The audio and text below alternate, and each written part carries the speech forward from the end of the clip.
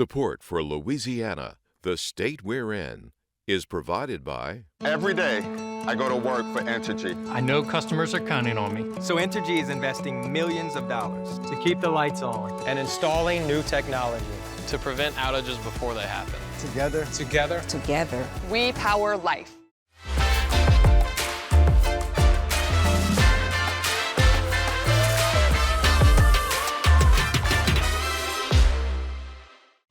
Additional support provided by the Fred B. and Ruth B. Ziegler Foundation and the Ziegler Art Museum located in Jennings City Hall. The museum focuses on emerging Louisiana artists and is an historical and cultural center for Southwest Louisiana. And the Foundation for Excellence in Louisiana Public Broadcasting, with support from viewers like you.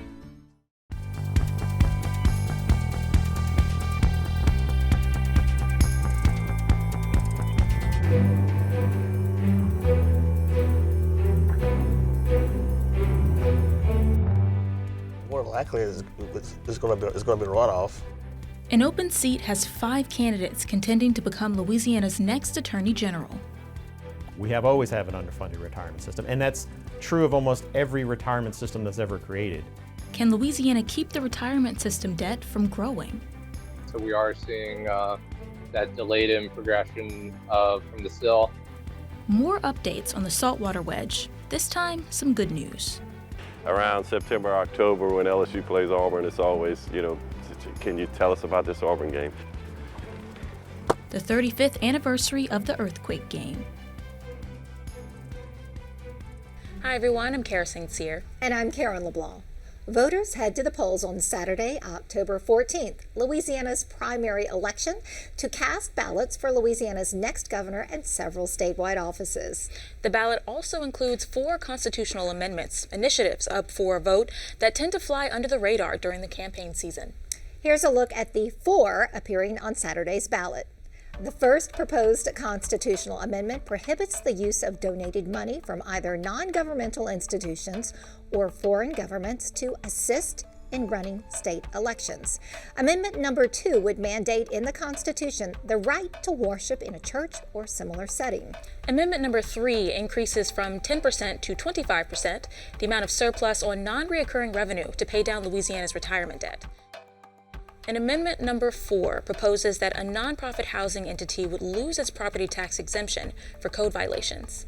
The amendment aims to reduce blight by giving each governing authority the right to pull the property tax exemption from the nonprofit on a case-by-case basis. Of the 4 amendments, the one that impacts Louisiana's budget is number 3, which aims to pay down more of the state's multi-billion-dollar retirement debt.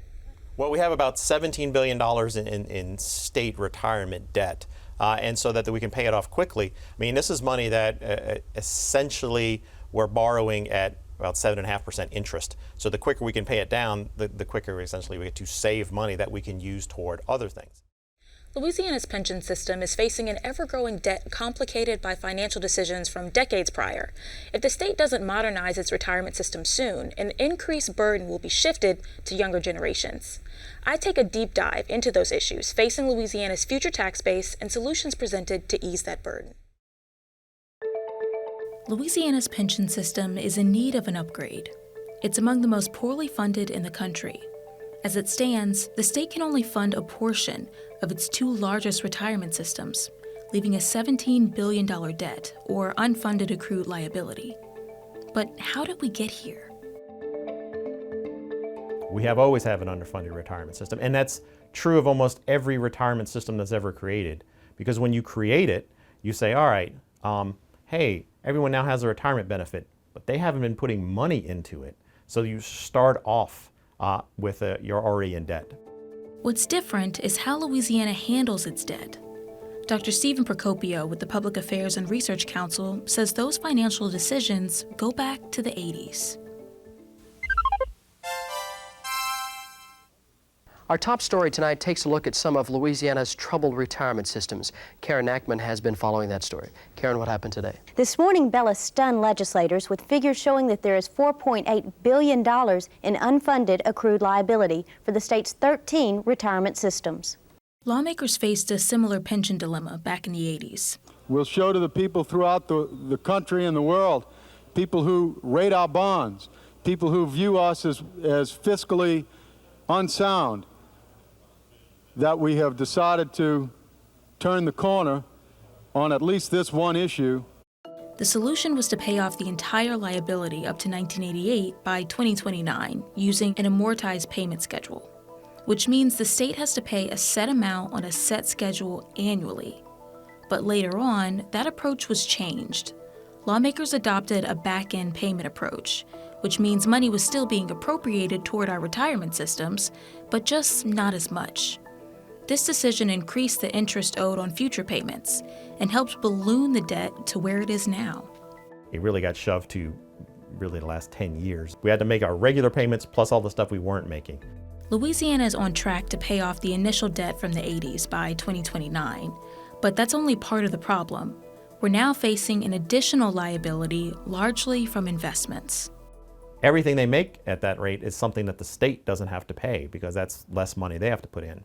The retirement system is funded by four main sources: state employers, state employees, investment returns, and occasionally a 10% surplus from state tax dollars. Public officials and retirement system officials take all of this plus more into consideration. Then they make investments based on how much money they estimate we'll need. If they don't make that mark, then somebody has to make up the difference, and it's the obligation of the employers, or really the state, to make up the difference. In the past, if investments did do well, they're put aside for COLAs, or cost of living adjustments, but not the debt itself. One thing that just happened in the past year is they've changed how they do cost of living adjustments, which we had a truly terrible system of doing it. It wasn't good for the retirees, and it wasn't good for the state. It cost a lot of money and didn't give a lot of benefit. And so we are now on a trajectory to phase that system out, which should put us in a better footing for not creating more UAL in the future. Fixing the COLA system is just one of the solutions that can reduce the unfunded accrued liability in the future. The Reset Initiative recommends reforming the state pension systems to reduce the risk of more debt, adopting a more portable hybrid system for new employees, combining a traditional defined benefit plan with a defined contribution plan, and lastly, making more conservative investment assumptions. As a voter, you too can influence our retirement system. When you visit the polls, pay attention to Constitutional Amendment Number 3. It would increase the contribution when there's a surplus or non-recurring revenue from 10% to 25%. So that puts more money into the retirement system, which means then there'll be less need to make additional debt payments, which means there's more money to pay on recurring costs like teacher salaries or employee salaries or really any sort of recurring cost. It would also spread the surplus money to other retirement systems and extend surplus payments past the original 2029 deadline. But there is a catch. On the other hand, that money, instead of going to retirement systems, could be going toward infrastructure, because that's another use, or coastal, because that's another use of non-recurring funds. So you really have to weigh out, we have a heavily burdened retirement system. It would be great if we could free up more money by paying this down. But we also have needs on the coast, and we also have needs for bridges. In the end, it's up to you to decide what you think is most important.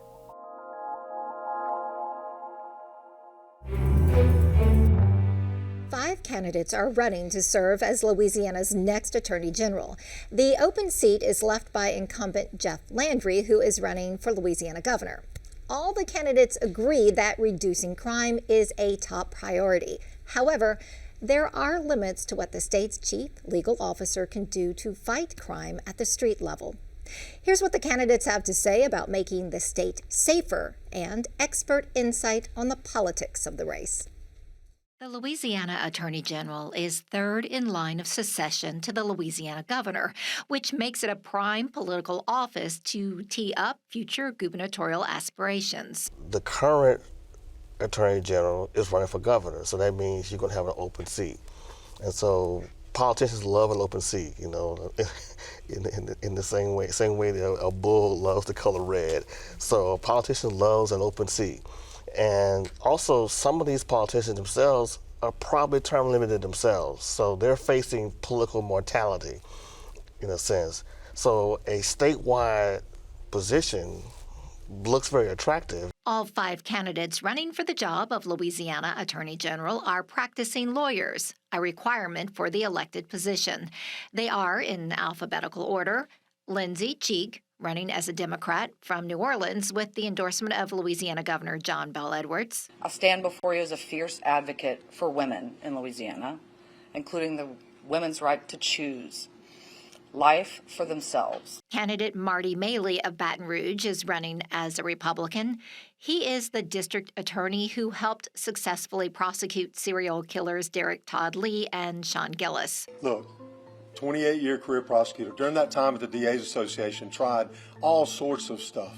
Handled RICO cases, handled money laundering cases, handled complex drug cases, handled asset forfeiture, handled DWI cases. Moved on to the DA's office across the river over here, got to participate in 2 serial killer cases. Solicitor General Liz Merrill of Baton Rouge is running as a Republican. Liz works with the current Attorney General Jeff Landry as the second in command in his office. I have personally led over the DAs and assisted the DAs in over 200 cases in state and federal courts, criminal cases, and that's through the post-conviction process. State Representative John Stefanski of Crowley is running as a Republican. Served in the legislature. That's definitely something I feel separates myself as well. Understand what it takes to craft budgets, understand what it takes to actually effectuate change and how a bill gets moved through the process. Candidate Perry Walker Terrebonne, an attorney since 1994, lives and practices in Plaquemines Parish. He is a lifelong Democrat. I think Attorney General should not politicize the office. I believe the current Attorney General has done that to some extent. Many voters want to know about the state's chief legal officer's plan of attack to reduce crime. However, the state Attorney General has limited power to fight crime at the street level. Each has pledged to do their part within the powers of the office. There's a mental health crisis in Louisiana that we need to address from childhood to adulthood. The laws that are in place are, the AG is required to enforce them and to work with DAs across the state. Our DAs are very competent. Law enforcement needs help. We need to be able to encourage and foster and bring in more law enforcement personnel. The legislature is beginning to understand there's going to be a crime session right out the box, whoever the governor is. And the rules may change. The juvenile justice system's got to be torn down brick by brick and rebuilt in a way that makes sense. Our investigators have statewide criminal jurisdiction to investigate crime all over the state. We provide assistance to law enforcement upon request and upon initiation of our own investigations. Someone, after they are convicted, has at least 9 chances to overturn their convictions after they leave the original conviction process, and we just simply don't have the resources in all our rural offices to be able to manage all of that appellate work, and so it is extremely important work. Louisiana is in a crisis mode from a detention standpoint. We cannot house the amount of juvenile offenders we have currently, and so what happens when you can't house them is they go immediately home, and oftentimes the public is extremely frustrated because they immediately reoffend. So first and foremost, the legislature and the governor, whoever our next governor, has to get on board with building more regional detention facilities. And I'm not talking about just locking them up. I'm talking about recidivism efforts, education efforts in those as well. And so it's a multi-tiered approach. I tend to give the juvenile the benefit of the doubt. I don't think throwing them in Angola is a good idea. It's like, it's something, you know, I think you'll have to try and we need better parenting support. I think I would have a lenient approach towards juveniles. I don't like throwing people in jail if they're 16 or 17 for a life. That's not something I believe in. So my approach would be lenient, but to try to help figure the situation out. The state attorney general can prosecute or intervene in any civil legal proceeding and can advise or assist in a criminal prosecution if requested by a district attorney or the court. He or she investigates public corruption, oversees consumer protection and antitrust matters, and can conduct investigations and prosecutions of Medicaid fraud. Voters go to the polls October 14th to vote in the primary election. Also on the ballot, candidates for Louisiana's next governor. The state attorney general and the governor don't have to be politically aligned because the attorney general is not the governor's legal counsel.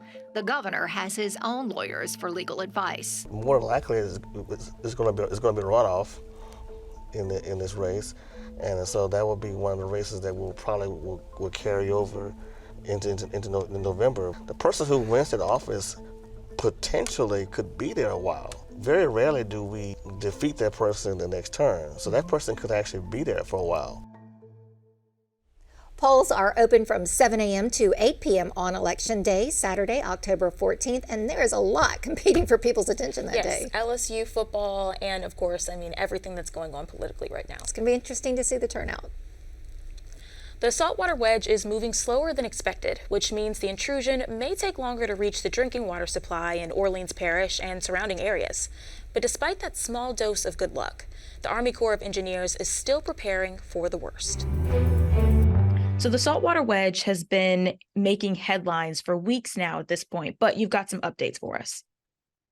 Yes, the forecast that was released late last week did show a shift at some of the water treatment intakes being delayed about a month, while some of the ones further upstream on the east bank possibly seeing no impacts from the saltwater intrusion right now.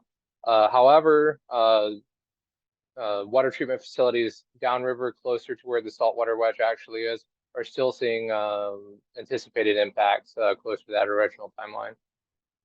So for the original timeline, when was that? When was the saltwater wedge supposed to impact these areas?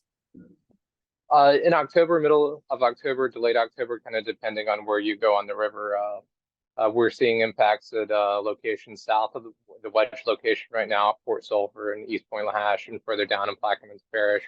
But as the wedge is forecast to move upriver, we will see possible impacts at Belle Chase, Dalcour, and St. Bernard as well. Is there anything that can change the trajectory of the salt wedge? We've had some rainy weather today. Is that at all going to impact what's happening? Unfortunately, local rain doesn't have that big of an impact on the Mississippi River. If it falls in our area, it has many ways to kind of get to the Gulf of Mexico, especially New Orleans.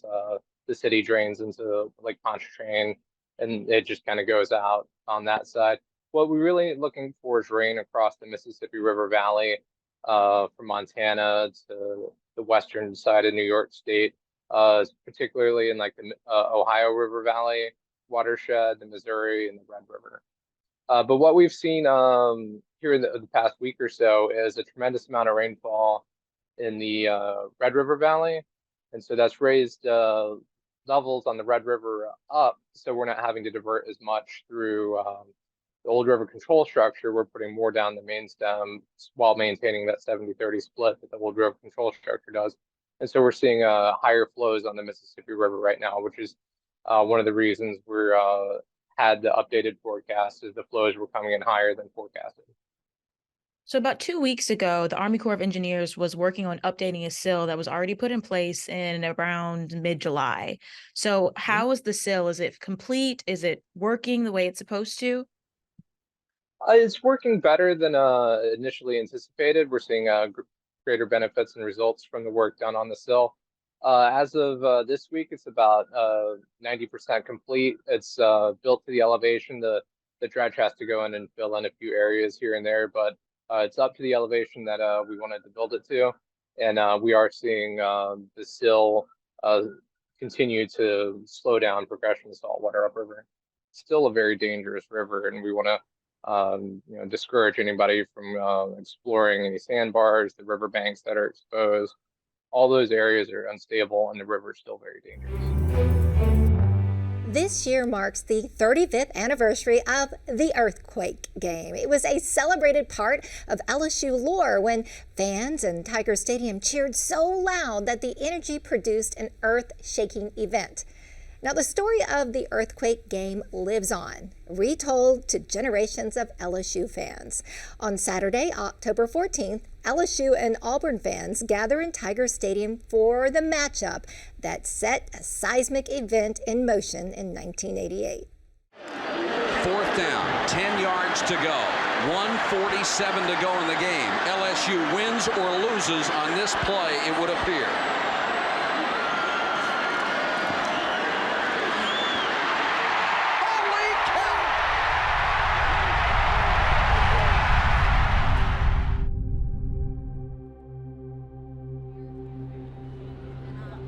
If you are an LSU football fan, chances are you've heard about the legend of the earthquake game.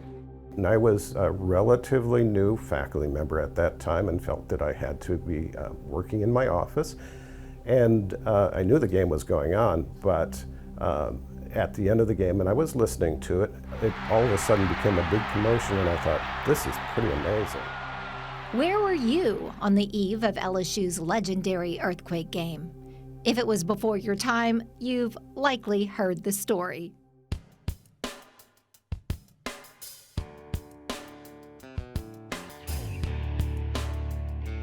All right, Karen, this is tradition. You got to touch this. You can't walk on the Tiger field without touching this. All right. The year was 1988. Tiger Stadium, the scene of the famous earthquake game. And I'm with the two players that made the famous play.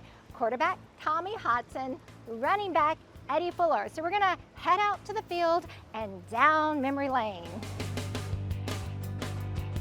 On major game days, Tiger Stadium can pack the stands with more than 100,000 fans. It's a concentration of human energy and enthusiasm. On one fall night in the late 80s, that energy became a powerful force. It was one of those classic Southeastern Conference games, low scoring, and it was 6-0 at the time, and time was running out. More than 79,000 fans were in the stands for the LSU-Auburn game. It wasn't looking good for LSU. Pump fakes, throws over the middle, Fuller dropped the ball! Holy cow, he had a touchdown! You know, a couple of incompletes on 3 incompletes. First down and 9 from the 9. Hodson to throw over the middle. Incomplete, out of bounds, was full. I was intricately involved in that whole sequence. I mean, from drops to short arms to everything else. And then we would run first, second, and third down plays, and nothing there. Auburn stifled us. So we get to fourth down and 9, and from the 9. With the game on the line, LSU fans were on edge. Tensions mounting in the stands as they watched and waited for a big play. Well, I remember it's Northover zip 40X snag. Eddie's in the slot. We got a little motion coming. Tony Moss coming into motion. He's running the corner. Alvin Lee's running the snag. And Eddie's got the seam right here. And then it's just make the play happen.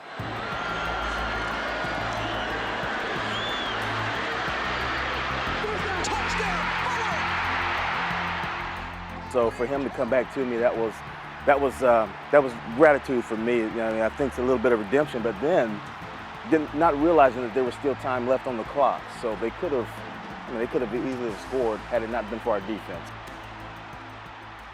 To my surprise, a little bit later, I found out it appeared on the seismometer that was on the ground floor in our building. It was the old analog technology in which they had a drum of paper that was moving as you got a pen that would record the amount of motion up and down, and obviously became a very important part of the LSU football as well as the overall history of the university. It was a hard night, like Tom said, and we kind of were able to put the icing on the cake. We were fortunate, you know, we dialed up the right play on that 4th down, and Eddie popped open, and I was able to get it to him. We protected. Everything was great. It fell in place, and just excited about being a part of LSU history after all these years. As for the LSU seismometer, today it's much smaller, portable, and works like a sonogram using energy waves to look into the earth. It's an invaluable source of scientific data and fun facts, and it's registered other earth-shaking events over the years, including the Garth Brooks concert in Tiger Stadium, Saturday, April 30th, 2022, when Garth performed the crowd favorite Callin' Baton Rouge. It basically was a signal that started at the time of the beginning of the song and just continued until the song was done. And recently, you tracked some seismic event with the Dow plant explosion. Yes. What did you discover there?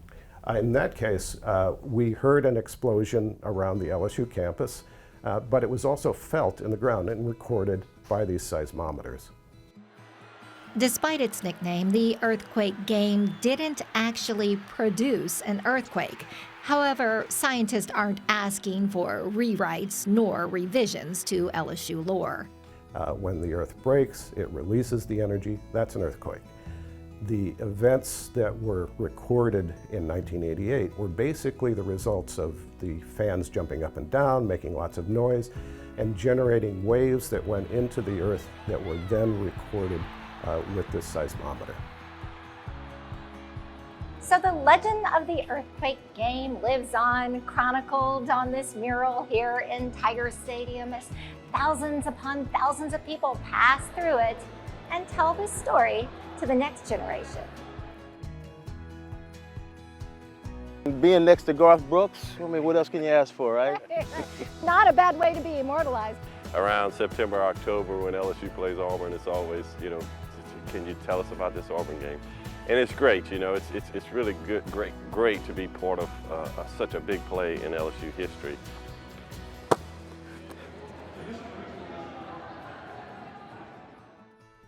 And speaking of great moments in Louisiana sports history, we invite you to watch our new LPB special, Behind the Glory, airing Thursday nights at 8:45 p.m. over the next 4 weeks. Each episode features a personal conversation with members of Louisiana's latest Sports Hall of Fame class. You can also watch online at lpb.org. That's our show for this week. Remember, you can watch anything LPB anytime, wherever you are, with our LPB app. You can catch LPB news and public affairs shows, as well as other Louisiana programs you've come to enjoy over the years. And please like us on Facebook, X, and Instagram. For everyone at Louisiana Public Broadcasting, I'm Karen LeBlanc. And I'm Kara St. Cyr. Until next time, that's the state we're in.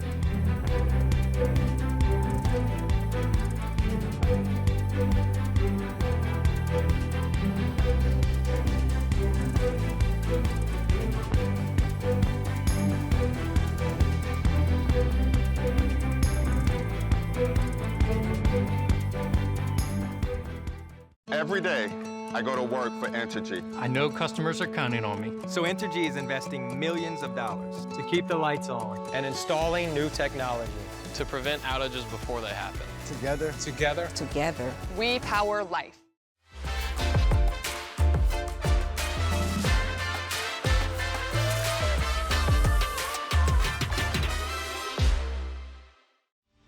Additional support provided by the Fred B. and Ruth B. Ziegler Foundation and the Ziegler Art Museum located in Jennings City Hall. The museum focuses on emerging Louisiana artists and is an historical and cultural center for Southwest Louisiana. And the Foundation for Excellence in Louisiana Public Broadcasting, with support from viewers like you.